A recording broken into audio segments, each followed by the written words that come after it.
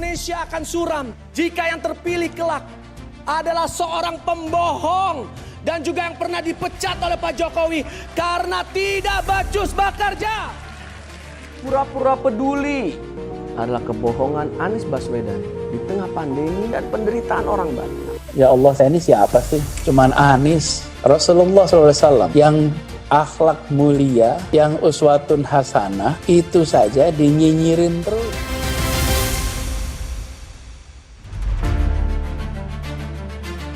Silakan Bang Geis Khalifa untuk menanggapi tadi kritikan dari PSI yang mengklaim bahwa mereka punya data, mereka punya kajian di lapangan. Jadi bukti yang mereka tunjukkan yaitu apa adanya di DKI Jakarta. Bang Geis, versi Anda seperti apa? Terima kasih. Assalamualaikum warahmatullahi wabarakatuh. Waalaikumsalam warahmatullahi wabarakatuh. Yang pertama, saya ingin cerita sedikit. Saya menyukai bulan Desember. Karena kalau Desember itu memutar film-film Natal yang isinya sangat humanis. Jadi banyak pembelajaran di bulan Desember itu. Dan di bulan Desember ini, Jakarta kali ketiga melaksanakan Christmas Carol. Di jalan-jalan Jakarta itu ada banyak tempat. Ada paduan suara, ada festival mapping video di Kota Tua, ada pohon Natal terbesar, dan ada banyak lagi. Dan yang istimewanya lagi ada 3 gereja yang puluhan tahun tidak mendapat IMB. Di Tambora itu 52 tahun, di beberapa tempat lagi 40 tahun lebih. Itu oleh Anies mendapatkan IMB. Setelah sekian puluh tahun tidak mendapat IMB, oleh Anies diberikan IMB. Lalu di Gereja Immanuel dilakukan revitalisasi.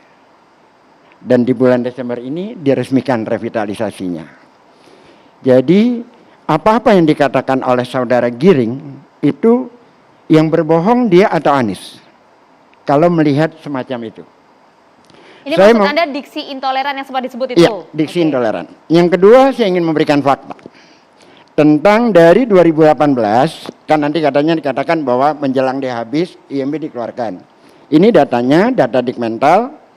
Dari tahun 2018 sampai 2021, IMB di Jakarta untuk rumah ibadah yang terbanyak adalah untuk gereja, jumlahnya 21 plus 3 tadi menjadi 24 gereja. Berapa IMB untuk masjid? Jumlahnya 11 yang dikeluarkan. Jadi secara faktual datanya valid, ini data Dikmental. Lantas yang intoleran siapa? Kalau kita bicara tentang intoleransi. Terus tiba-tiba di tengah suasana Natal yang sangat kondusif, warga Jakarta menikmati Natal dengan sangat bahagia, datang seorang Giring berpidato dengan sangat kasar, menyatakan pembohong, hampir isinya ujaran kebencian yang tidak berbicara tentang Indonesia ke depan. Apakah ini pendidikan politik yang sehat dalam konteks itu? Lalu saya ingin memperlihatkan siapakah Anies, siapakah Giring. Untuk sebagai faktual aja. Datanya valid ini Bang ya? Iya, Anies Baswedan sebelum menjadi pejabat publik, sebelum masih dia menjadi bukan jadi gubernur, bukan jadi menteri. 7 penghargaan internasional bergengsi dia dapatkan. Tentunya nggak harus saya sebutkan ya. 7 penghargaan bergengsi Anies dapatkan. Ada datanya. Siapakah Giring? Giring adalah orang yang mendapatkan rekor muri karena 2 kali DO di universitas yang sama. Wah, tapi jangan personal juga dong, Bang Geis. Saya ingin menanggapi boleh pada poin ini? Tentu kita tidak mendiskreditkan satu orang, Bang. Saya tidak menyebut Anda pada saat Anda bicara, saya tidak motong. Saya bicara aja dulu. Ditahan aja. Sebentar ya, Mas ini Andi adalah data perbandingan faktual antara 2 orang. Gitu kan? Ini faktanya gitu. Lalu kalau kita bicara ke persoalan pilkada DKI Jakarta, bahwa Anies terlibat dalam persoalan sentimen agama. Saya ingin bercerita saja. Sentimen keagamaan itu bermula dari 2015 akhir dan 2016 awal. Pada konteks itu Anies masih jadi menteri. Tidak ada kaitannya dengan persoalan pilkada. Ada beberapa pihak yang tidak setuju Ahok jadi gubernur karena Pak Jokowi jadi presiden. Saat itu saya masih menjadi pendukung kerasnya Ahok. Data digitalnya masih ada.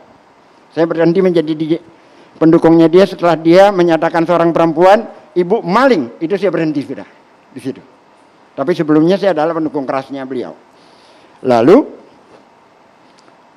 dari pihak sebelahnya apa yang dikatakan? Lebih baik kafir tapi tidak koruptor daripada muslim tapi koruptor.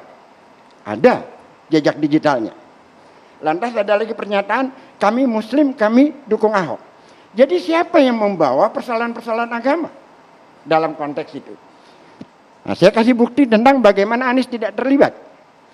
Tanggal 11 Maret 2017, Anies membuat surat terbuka agar menurunkan spanduk-spanduk yang isinya tentang persoalan jangan menyolatkan jenazah yang memilih Ahok.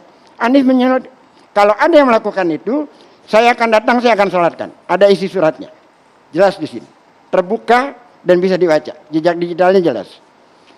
Nah kalau Anies masih mau dilibatkan semacam itu, saya pikir itu adalah branding politik yang ingin dilekatkan kepada Anies. Tentu saja seorang Anies Baswedan tidak seperti itu. Saya mau kasih satu contoh sebagai cerita. Siapa dia? Pada saat dia menjadi rektor Paramadina, dia menginisiasi program Indonesia Mengajar. Lantas pulanglah pengajar muda dari sebuah daerah bercerita kepada Anies, Pak Anies, di tempat saya mengajar seluruhnya adalah muslim. Tidak ada orang non-muslim di situ. Maka sebaiknya dikirimlah guru pengajar muda ke sana yang bukan muslim. Apa yang dilakukan Anies? Dia kirim orang yang bukan muslim ke daerah itu. Jejak digitalnya ada, bisa dilihat di YouTube. Di program Indonesia Mengajar itu. Apa yang terjadi? Setiap minggu masyarakat di situ mengantar pengajar muda ini ke kota terdekat yang ada gereja. Setiap minggu. Laporannya ada. Kalau orang seperti Anies diperlakukan seperti ini, saya kira ini aneh bin ajaib. Karena memang secara latar belakang dia nggak ada problem-problem intoleran segala macam, nggak ada. Jejak digitalnya ada, buktinya akurat. Gitu. Nah, silakan Anda membantah saya. Itu deretan bukti nyata ya.